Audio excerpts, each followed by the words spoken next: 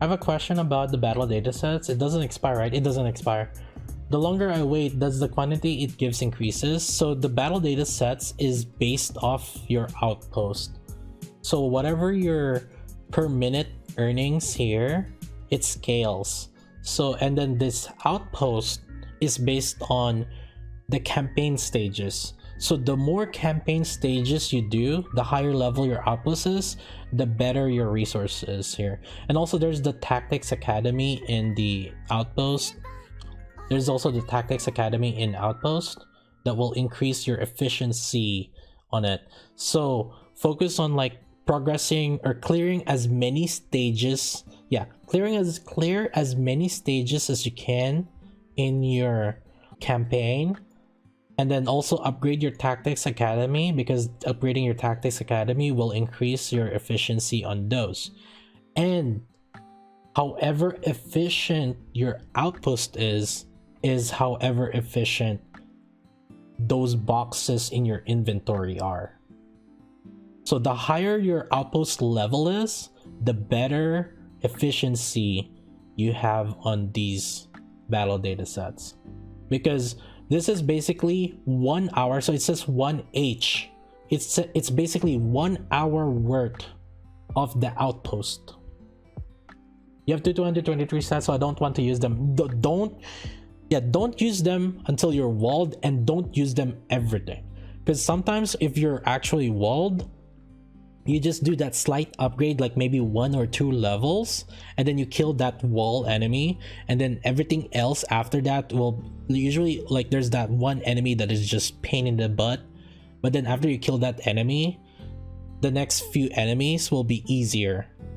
And then once those, and then you could probably progress further on the campaign, and then like get more higher level of outposts, and then it becomes more efficient.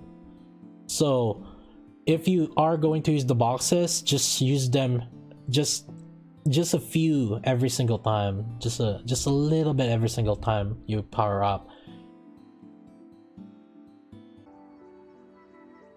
What's the best resource to spend energy on the Caller ID event shop after you complete the shot of limited items? So the way I would do it is I'll give the link here, but basically have like a progression calculator, and then what you have to do here is just enter like whatever raw credits you have, how many crates you have here, and you know how many crates here, and whatever the raw amount that you have, which is, you can just click on the material, you'll see how much is your raw amount. And when you do that, and then also figure out in the outpost defense how much like your rate is going, and you can post it here. So you update the credits, 1 minute credits, and then 1 minute battle data, I match it here. And then the core dust, you can figure that out based on how much is your hourly, or if you click wipeout, that's the 2 hour one. I get 82 here on a wipeout, so divided by 2, it's 41. So that's like my how much core dust I get per hour. And then set your current level, whatever your current team level, and then what's your goal, like what's your goal. So maybe like I just want to get to 141. Then this is like what it will look like. If you put in like 140, obviously it's like that every 20s, that's when you start needing the core dust, right? So here is 128, it's 140, 141, and then you start seeing which one do you actually really need the most here. So now you can see credits, battle data, core dust. Now what this doesn't account for is that your credits and battle data will increase in their, it will increase the more you progress the story. So I wouldn't like, I would try to avoid jumping too much level, so I would probably try to go with like maybe 135 instead, or like 133. So like 5 levels difference only here. And so it's saying, actually it's showing 0 here because it's saying that I have to use the I click consume crates, and apparently I have enough to push my level using just the crates here. Let me see, at 140 or 134, that's when I start needing extra battle data hours. And if I do 135, that's when I still need more battle data, but I still don't need the credits. That means that I have enough crates from credits. At 136, oh, that's when I start needing credits. So basically, it seems like it's saying also that, oh, if I use all my like boxes here, I can push my team to level 135 right now.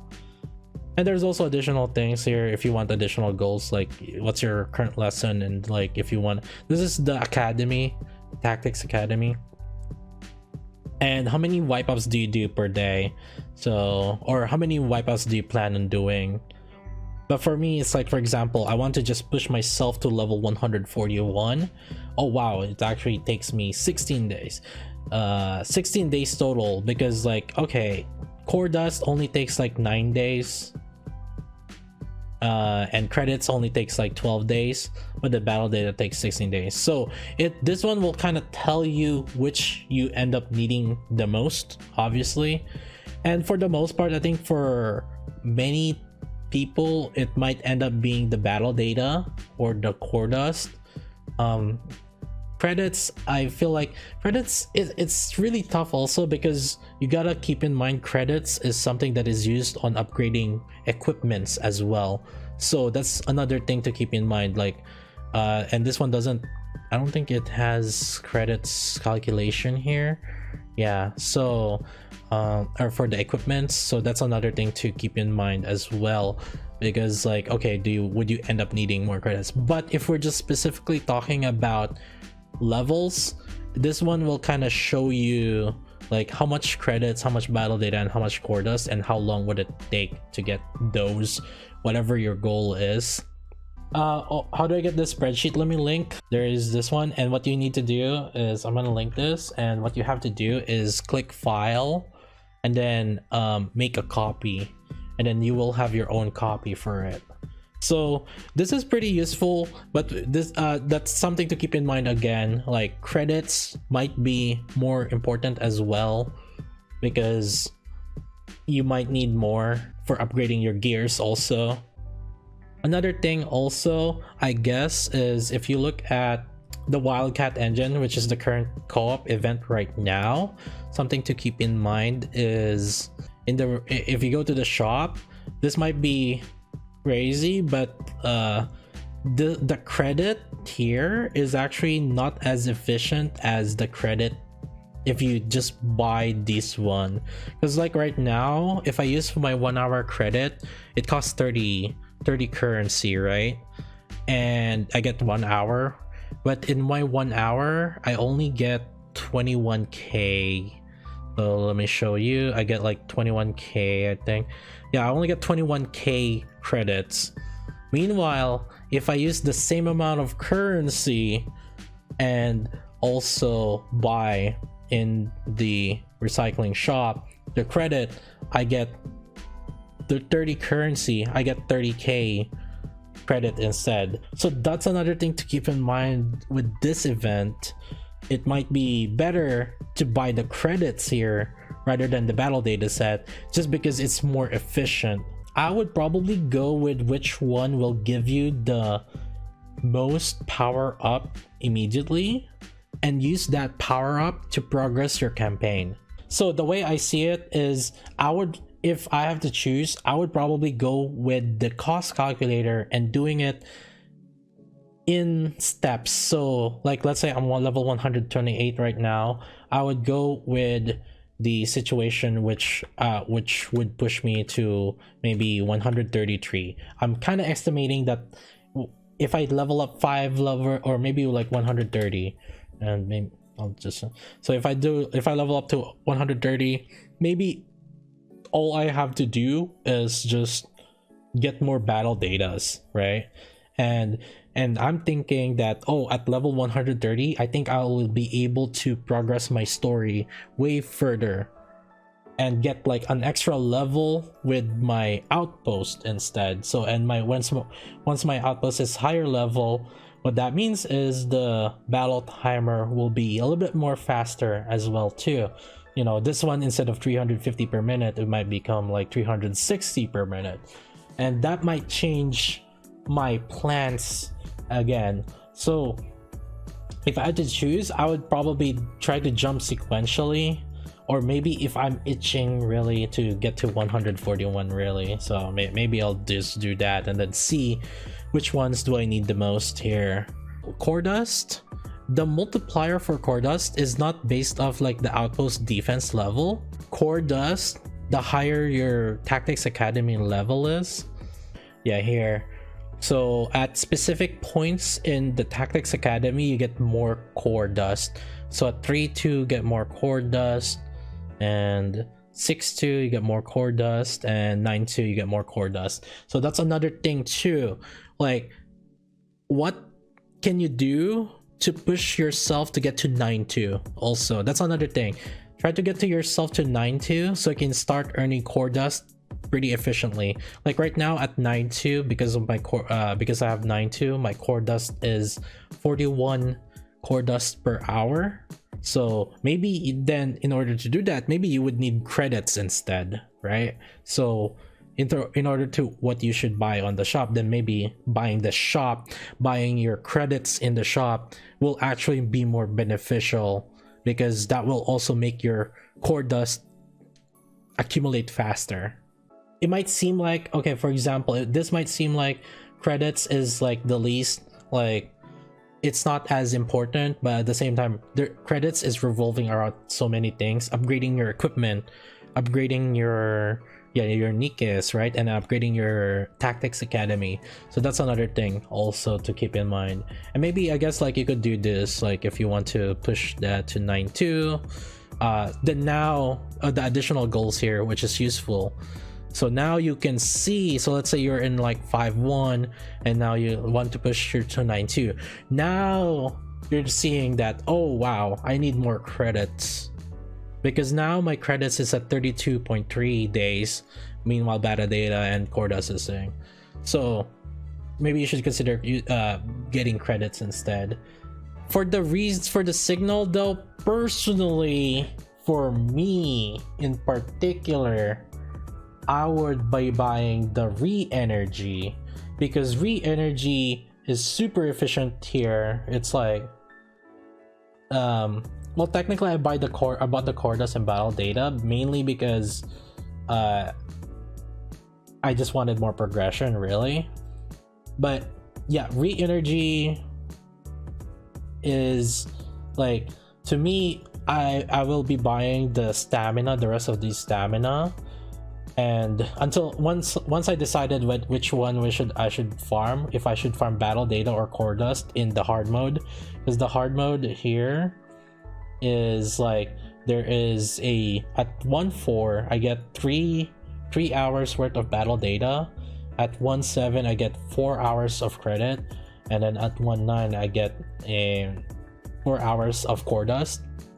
It's kind of difficult also for me to decide. I'm like weighing my options also still right now, but the way I would see it is I might buy, I would buy these sound sources, get my farm one of those ones, either credit exp or core dust, and then I will buy re-energy with the using after, because I use the bonus reward, because I could actually get 100% on my bonus reward. So each time I run it I get the guaranteed 50, and from there I will farm re-energy. It's essentially equivalent to body labels also to some degree, right? Because you could actually go to the shop here and buy like re-energy with these sales and stuff. Although personally I would just wait instead and accumulate the re-energy from like Outpost and get the re-energy from here. But I think it's like roughly 1 re-energy per hour or so. So I think if I had to choose, the most worth it is in color ID. The most worth it would be re-energy, and in the event in the wildcat engine, the most worth it IMO will be credits, and in particular the credit that is unlimited, because this scales better compared to the 1 hour credit here, where 1 hour costs 30 of the currency, but for my level right now I only get 21k, versus this one, which I get, it costs 30 currency and I get 30k. So that's kind of like the plan, obviously. And then the gems, really, the gems is, it varies from person to person, really.